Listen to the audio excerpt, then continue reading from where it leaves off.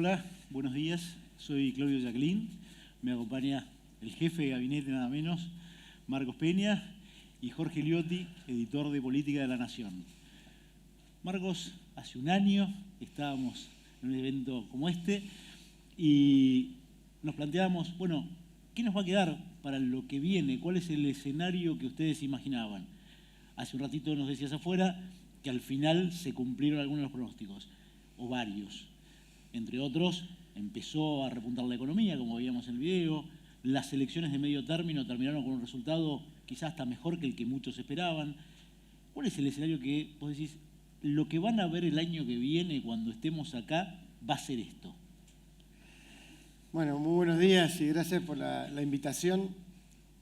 Me parece que cuando uno mira el resumen de estos 2 años, se cumplieron 2 grandes objetivos para nosotros, que era este de salir de la crisis económica y de la recesión y del modelo populista de una manera gradual y sustentable y empezar a crecer y consolidar un modelo de gobernabilidad democrática, estando en minoría, pero demostrando también que no era una casualidad que estuviéramos en el gobierno, sino que había un respaldo de la sociedad en ese sentido.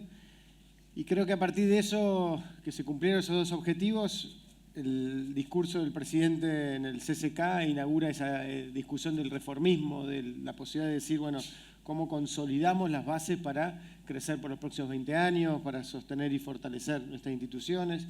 Y creo que el 2018 va a ser un año donde vamos a ver un aceleramiento de la dinámica positiva en la que estamos. Un aceleramiento de la inversión, un aceleramiento del vínculo con el mundo, un aceleramiento de la transformación a partir de la inversión pública y la obra pública, un aceleramiento en materia de discusión de las reformas, saliendo del discurso más simbolista y yendo a la cuestión más concreta de las realidades que tenemos que debatir.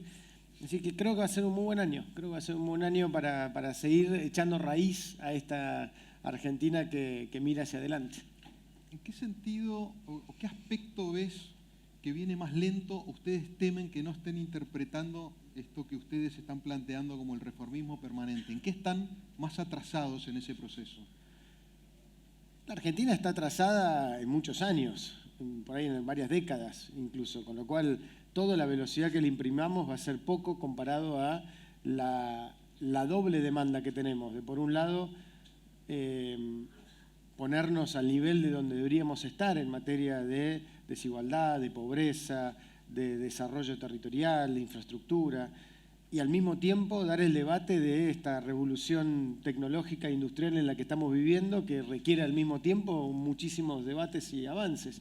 Entonces, cuando combinás las 2 agendas, entendiendo al mismo tiempo que tenemos que tener ese gradualismo para ir acompañando a la sociedad en esa dirección, que no se puede girar de un día para el otro sin construir ese acompañamiento, siempre vamos a sentir la premura, ¿no? Y me parece que el desafío central ahora, ya habiéndose ordenado mucho los consensos en torno al tema fiscal, que es uno de los grandes desafíos que tenemos, el otro va a ser el de inserción inteligente en el mundo. Ese va a ser un desafío muy grande donde todavía hay poco debate en la Argentina, creo.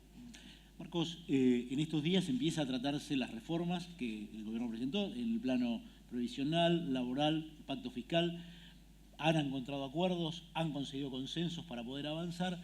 Ahora, las reformas parecería que tienen más impacto, al menos en lo inmediato, en términos de lo político, que de resolver los problemas económicos que están pendientes, como el déficit fiscal, poner en marcha la economía más aceleradamente, mejorar la competitividad. ¿Es así o esto es, bueno, el paso necesario para que lo otro pueda empezar a abrirse? Depende de las expectativas. Nosotros planteamos un camino gradual de, por ejemplo, en el déficit fiscal, reducir de 1 punto del déficit por año del PBI, sabiendo que más rápido que eso creemos que es contraproducente. Creemos que es negativo bajar la inflación de un día para el otro, porque eso genera otras complicaciones y muchas veces se contradicen en sí mismo. Entendiendo esto, que nos trazamos ese objetivo, creemos que vamos por el camino correcto y que a lo largo del primer mandato y en estos primeros 4 años vamos a poder encontrar un una situación mucho mejor del punto de partida donde estábamos. Sobre todo en este punto, que es evitar el trauma de una gran crisis económica. Y esto es la primera vez en muchísimo tiempo que la Argentina sale de un populismo económico sin trauma económico. Y esto es clave para poder lograr la transformación cultural que tenemos que lograr en la sociedad, porque la sociedad votó más un cambio político que económico en términos mayoritarios, porque todavía hay mucho debate para entender y asimilar ciertas cuestiones como estos consensos básicos que estamos planteando. Lo segundo es que lo más importante creo que tiene que ver con las señales de que la sociedad argentina y el país va rumbo a esta dirección, va a ayudar a generar el proceso de acelerar el mismo proceso de crecimiento, ¿no? Sabiendo que, como siempre nos planteamos como objetivo, necesitamos crecer 20 años al 3-4% más que un par de años al 8-9%, como nos ha pasado en otros momentos de nuestra vida. Hay, de alguna manera, un interrogante flotando a partir del resultado electoral, que es los 2 primeros años el gobierno tenía un poder político acotado, no controlaba el Congreso, no las provincias, y ahora emerge un poco el interrogante de cómo es Macri con un poder reafirmado. Y esto es una pregunta que tiene una dosis de incógnita y una dosis de cierto temor, contemplando que la Argentina fue siempre, de alguna manera, del poder concentrado de un presidente muy poderoso, que inclusive en algunos casos avasallaba algunas normas, y la contracara es el presidente débil que se lo llevan puesta, ¿no? Mira, la respuesta a eso pasa por el corazón de lo que para nosotros es el cambio político que hemos venido a representar y que viene de la demanda de la sociedad, que es un poder que se concibe como servicio, no como hegemonía, no como personalismo, no como mesianismo, que se entiende dentro del marco institucional, que entiende el diálogo, el consenso como una herramienta estructural, ¿no? Una herramienta coyuntural, un mal necesario. Y desde ese lugar tomo una anécdota que cuando hicimos un almuerzo de Cambiemos pocos días después de la elección, para empezar a hablar de las reformas, porque ya ni nos detuvimos demasiado en la elección, Mauricio dijo: lo que más contento me pone esta elección es que no fue un triunfo del macrismo, sino de Cambiemos. Y Cambiemos justamente está por encima de cualquier persona. Eso tiene que ver con el cambio de cultura de poder. Y para nosotros está en nuestro ADN y va a ser siempre así. Tengamos o no tengamos mayoría parlamentaria, tengamos o no tengamos más o menos institucionalidad de representación de gobernadores o lo que sea, es la lógica de construir un poder más sano, por decirlo de una forma, porque eso es lo que va a destrabar en gran parte los problemas autoinfligidos que tenemos como país. Perdón, una repregunta vale, ¿no? Claro que sí. No, te preguntaba también porque en ese discurso del CCK al que hacías referencia, se vio un Macri que de alguna manera expuso mucho más frontalmente lo que piensa y que también en sus acciones empezó a ver una actitud mucho más asertiva de lo que era antes. Son visiones, o sea, lo que creo que también desconcierta muchas veces es que no estamos ante un presidente ideológico que viene a imponer su verdad. Es un presidente pragmático que viene a resolver problemas, una agenda de problemas, y en función de esa agenda de problemas obviamente tiene una visión y un liderazgo que siempre ha sido muy coherente en el tiempo. Pero el pragmatismo lo que te lleva también a pensar por etapas, a pensar qué cosas podés hacer, qué prioridades tenés, cómo las podés implementar. Y claramente hoy estamos en una segunda etapa del gobierno donde tenemos más posibilidades de saliendo de esa situación de cierta inestabilidad o transición en la que estuvimos los 2 primeros años, decir, bueno, vamos a plantear debates de fondo, porque ahora ya está, salimos de la crisis, logramos una alternancia política sin trauma, logramos salir de la crisis y del populismo económico sin trauma, ahora miremos para el futuro.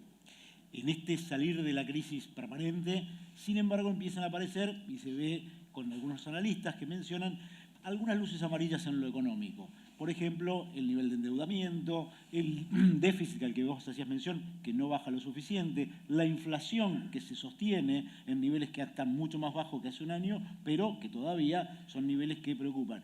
Esa ecuación en la que se ve que hay ingreso de divisas, pero para sostener ese déficit, básicamente, y por otro lado, la falta de una inversión real en la economía para que despegue. ¿Cuánto preocupa y cuánto esta estructura que tiene el gobierno con no tener ministro de Economía facilita, complica? ¿Qué expectativas tienen con eso? En primer lugar, creo que algunas luces amarillas estructurales somos los primeros en plantearlas. Nosotros creemos que este camino de gradualismo financiado por el mundo, gracias a la confianza que se ha generado en el país, no puede ser permanente. Por eso la necesidad de realmente cumplir con la baja del déficit y con ser conscientes que no podemos vivir un país que gasta más de lo que genera. Eso es un punto central de esos consensos básicos que queremos plantear.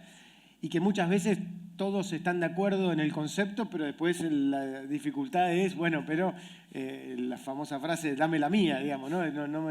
Y eso es parte del cambio cultural que tenemos que generar, cómo asumirnos como clase dirigente y decir, bueno, este problema es un problema estructural que si la Argentina no resuelve, la Argentina no tiene un futuro. Eso es así de claro, entendiendo al mismo tiempo que al igual que otros nudos centrales que tenemos que resolver, es que la Argentina es un país desigual. Y en un país desigual hay gente que le va muy bien y hay gente que le va muy mal. No es cierto que la Argentina es un país pobre, el que todo el mundo le va mal. Entonces, desde ese lugar, aquellos que les va mejor tienen que tener una actitud, a nuestro entender, más clara en términos de liderazgo, decir cómo hacemos para que el conjunto le vaya mejor y salga adelante. Después, la cuestión de los puntos específicos de la economía, me parece que hay señales siempre del vaso medio vacío, medio lleno. Si uno mira la inversión está creciendo muy fuertemente y es lo que sostiene hoy el crecimiento en la Argentina. Se ve obviamente diferencias por sector. Hay sectores que han avanzado más rápido, en parte porque hubo marcos normativos, acuerdos sectoriales y señales claras, y ahí la inversión responde, y otros que todavía están más atrás. Pero por eso también es tan importante ese enfoque de trabajar en un plan productivo nacional, como estamos trabajando, sector por sector, entendiendo que la micro hoy es lo más importante, porque la macro se va a ir ordenando y la inflación va a estar en un dígito para cuando termine el mandato. Vamos a seguir en ese camino, pero tenemos que seguir trabajando en los otros temas. Replanteando un poquito lo que decía Claudio, ¿sienten que este año, esta ventana que se abre desde fin de 2017 a fin del 2018, es el año para mostrar resultados, contemplando que la reafirmación electoral y que en 2018 no hay campaña, no hay nada, es como un horizonte despejado, como que ahí tienen ya no solamente que convencer en términos de expectativas, sino también de resultados para ver si estas reformas no son solamente movilizadas por el gobierno, sino enraizadas culturalmente en todos los sectores? Es un año muy importante para eso, sin duda.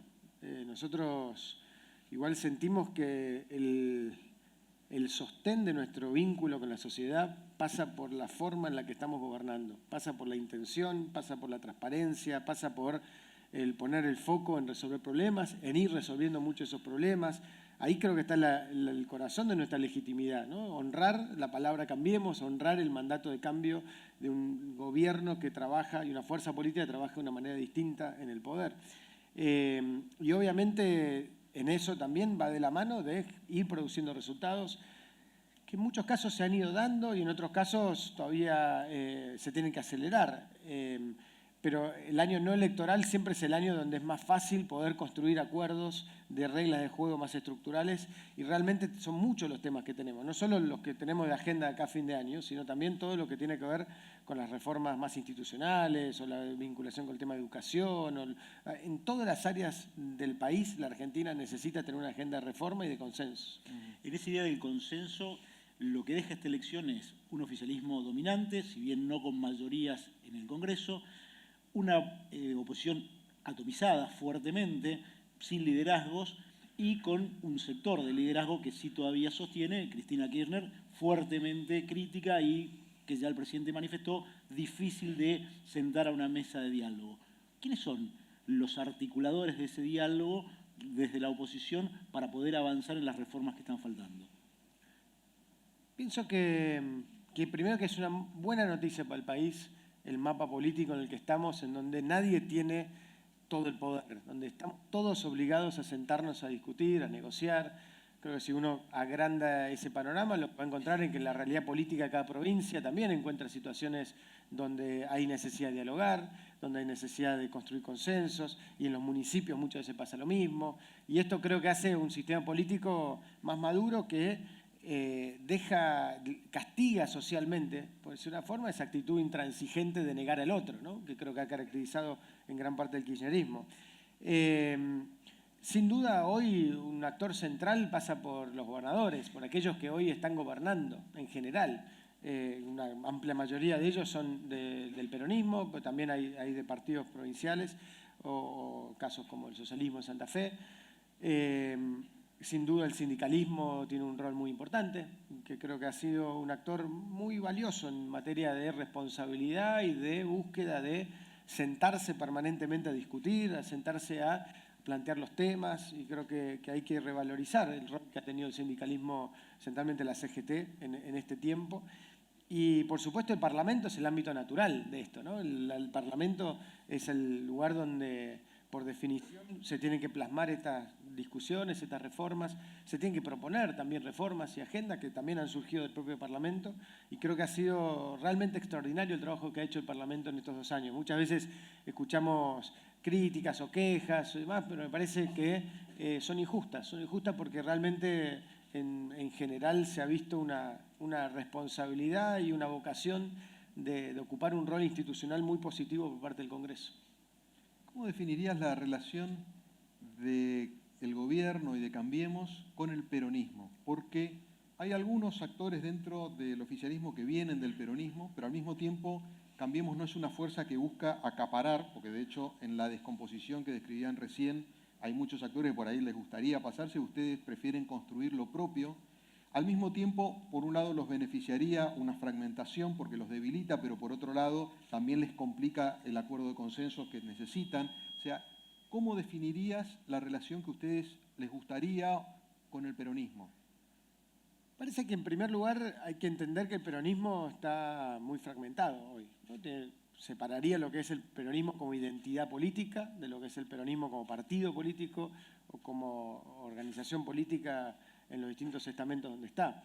Cambiemos tiene muchos dirigentes peronistas, ha tenido muchos candidatos peronistas en esta última elección, pero creo que la diferencia por ahí es que los dirigentes peronistas que están en Cambiemos tienen una clara agenda de decir queremos ser parte de esta agenda del cambio y lo queremos hacer desde Cambiemos, queremos ser parte, y Cambiemos siempre ha tenido la puerta abierta a cualquiera que quiera sumarse a esa agenda de transformación, venga donde venga. No preguntamos, como decía en su momento Fede Pinedo, no preguntamos de dónde venís, sino a dónde querés ir cuando planteamos la agenda de incorporaciones o de sumatorias a Cambiemos, que es un espacio abierto y que es un espacio que por definición no es anti nada, incluyendo que no es antiperonista, porque trata de plantear una agenda de futuro. Después creo que también respetamos enormemente a los dirigentes peronistas que están dando una discusión de renovación dentro del propio peronismo.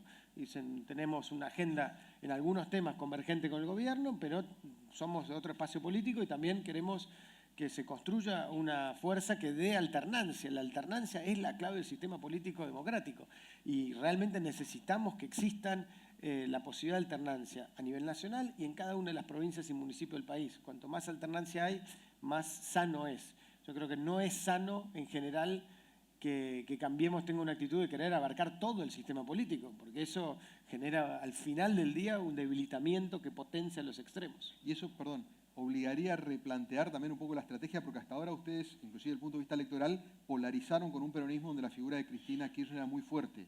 ¿Este escenario que planteás obligaría a un replanteo en lo político electoral contra el peronismo?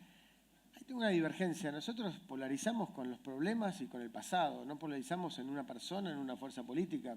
Nunca para Cambiemos la estrategia política se basó en lo que hace el otro. Lo hacemos en base a lo que nosotros pensamos que podemos aportar y el vínculo con la sociedad desde ese lugar.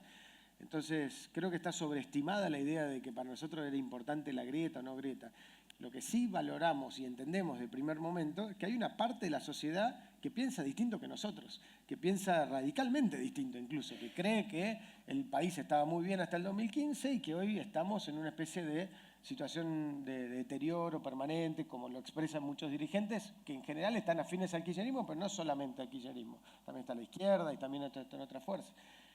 Y es probable que haya una permanencia de un votante que demande otra cosa y que en ese contraste de ideas se mantenga independientemente de lo que pasa con la oferta política, ¿no?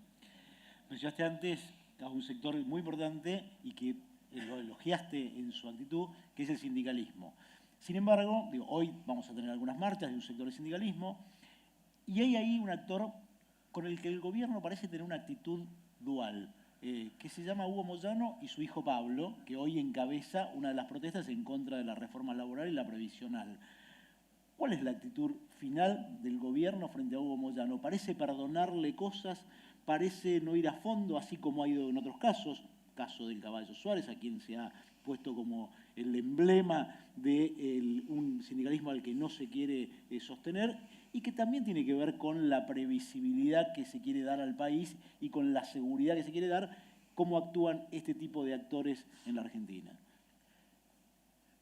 Varias cosas. Creo que parte del desafío que tenemos en esta etapa de consensos básicos, de reformismo permanente y de diálogo, es que en general el consenso tiene mucho menos glamour que el disenso, ¿no? La CGT institucionalmente dio su apoyo a la agenda de reforma que estamos planteando y un actor de la CGT plantea un conflicto y la noticia pasa por ese actor. Yo creo que es natural que eso pase, pero pongo más en valor lo del consenso, porque me parece que eso habla de fortalecer la institucionalidad, fortalecer a los actores que realmente apuestan por decir, asumo los costos de plantear un consenso. Mucho más fácil salir a decir yo estoy en contra de todo, etcétera, para ganar una ganancia cortita, táctica, que creo que la sociedad en su conjunto rechaza en su mayoría.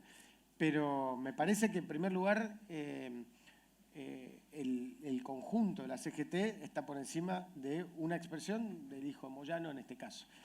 El caso de Moyano o el caso de Suárez, del Caballo Suárez o de cualquier otro, nosotros también somos claros. Nuestra agenda pasa por dejar trabajar a la justicia y la justicia pueda avanzar o no avanzar en aquellas cosas que tenga que avanzar.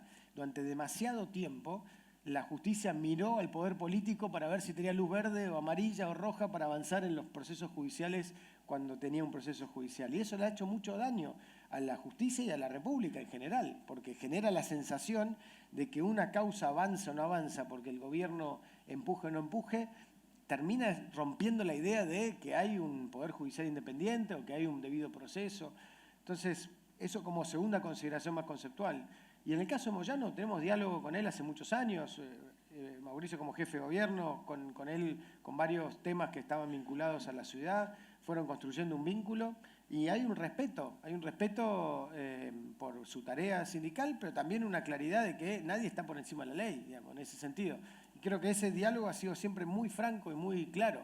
Digamos, si los vínculos se tienen que construir a partir de la lógica de protección política o de una atención especial o algo, nosotros no lo consideramos. Pero tampoco tenemos una agenda contra alguien en principio. Mencionaste la justicia, disculpame Jorge, y me parece que era muy relevante porque ha habido actuaciones judiciales que parecerían que los mismos jueces que hasta hace nada tenían una actitud remisa para avanzar sobre la corrupción del gobierno anterior, ahora, y sobre todo después del triunfo electoral, pero ya cuando este año empezó a avanzar con una imagen del gobierno robustecida, empezaron a acelerar las causas y como mirando hacia la Casa Rosada que hacía, la Casa Rosada movió algunas piezas, de hecho en el Consejo de la Magistratura consiguió avances respecto del camarista Freiler. Parece que esa independencia de la justicia todavía en la Argentina es una independencia un poco frágil o un poco todavía dependiente de los vientos políticos.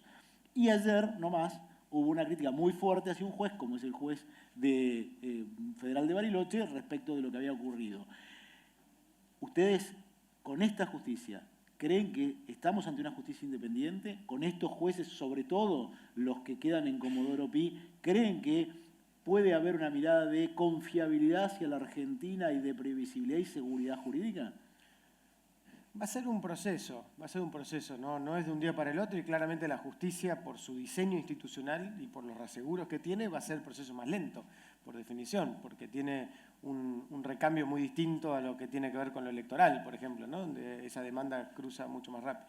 Creo que ahí también, en general, la Agenda de Reforma de Justicia 2020 habla de una mirada integral y de, en general, para todos los temas, siempre presuponer lo mejor del otro. Nosotros queremos presuponer lo mejor del otro porque es muy injusto este país en términos de igualar para abajo, ¿no? Entonces, todos los jueces tienen que demostrar que no son como el juez mal visto por su accionar. No, creemos que tiene que ser al revés, pues sabemos que hay muy buenos jueces, muy buenas personas en el Poder Judicial que trabajan muy bien y que en general tienen malos recursos, tienen poco apoyo, poca modernización, un montón de cosas que hay que resolver desde lo general, ¿no? Si uno piensa, y cuando vamos al caso de lo de Bariloche, estamos hablando de un juez que es subrogante en Bariloche, que está en dos provincias al mismo tiempo.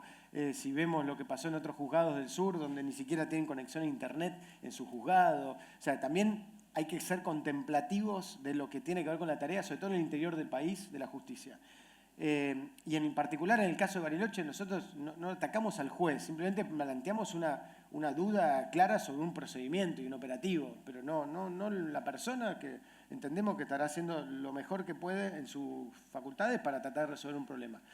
Pero sí, obviamente tenemos una diferencia sobre el operativo, porque eso ahí sí involucra al Poder Ejecutivo, porque la Fuerza de Seguridad las comanda el Poder Ejecutivo.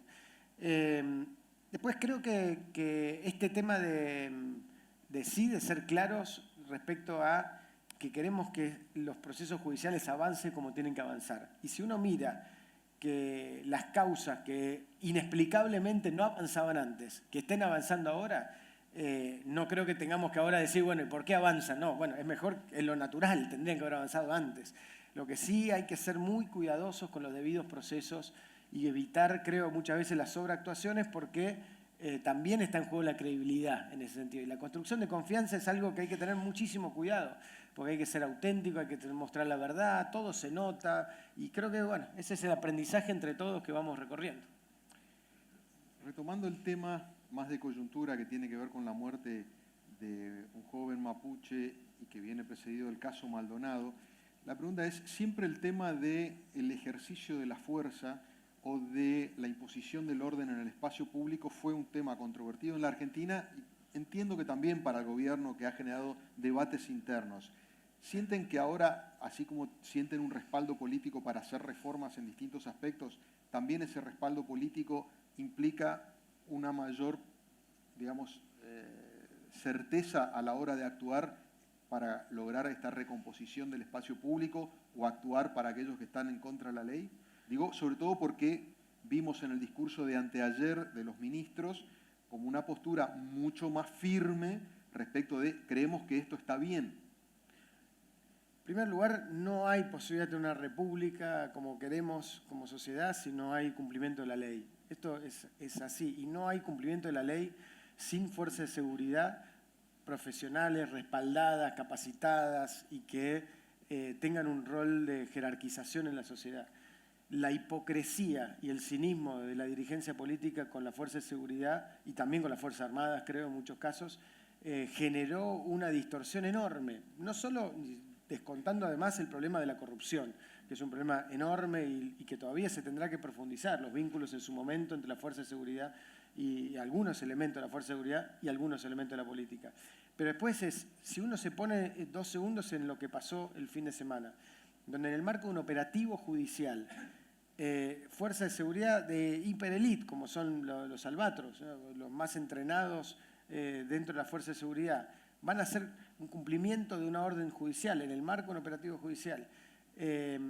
Ya presuponer e igualar eso a los que pueden ser los problemas de gatillo fácil u otras cuestiones, creo que es un error, porque después, cuando uno le pide a esa fuerza de seguridad, son personas que tienen familias, que tienen una tarea que cumplir y que muchas veces se los ha pagado mal, se los ha capacitado mal, no se los ha respaldado, que vayan a pelearse contra el narcotráfico en el medio de la frontera, en el medio de la selva, que vayan a pelearse contra la delincuencia, que vayan a hacer cumplir la ley.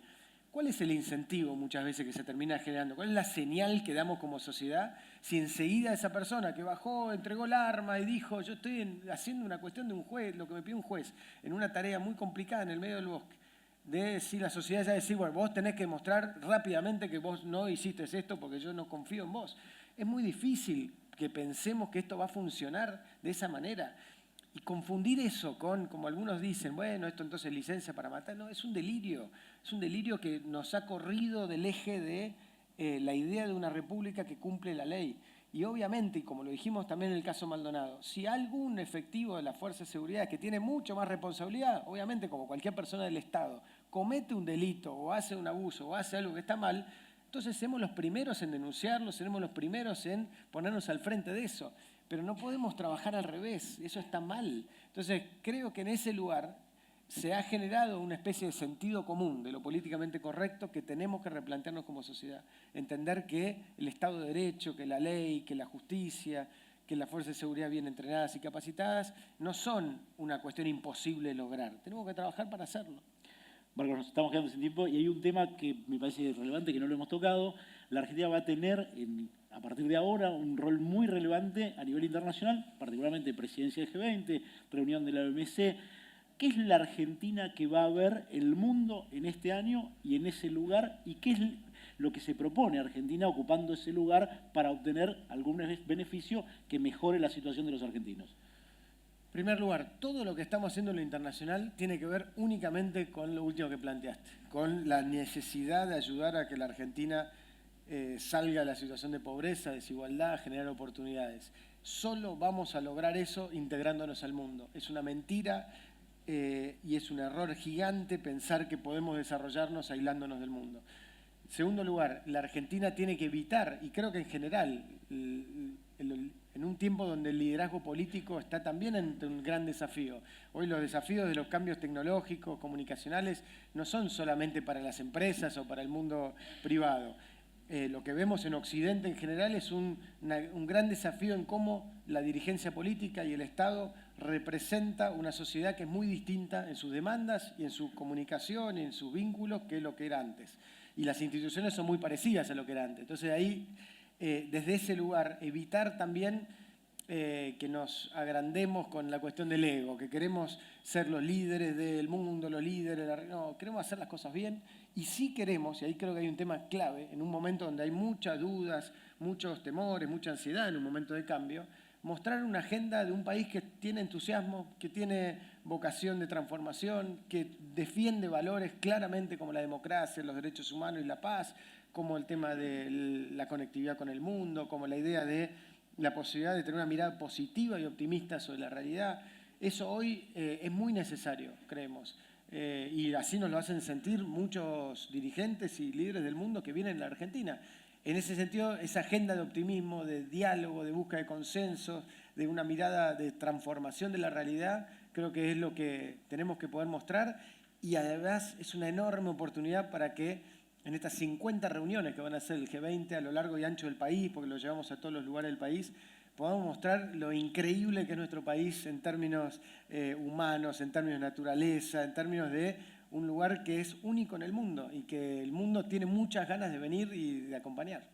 Marcos, muchas gracias, hemos cumplido el término. Muchas gracias. Esperamos dentro de un año ver cómo se cumplieron tus pronósticos. Dale, muchas gracias. Muchas gracias.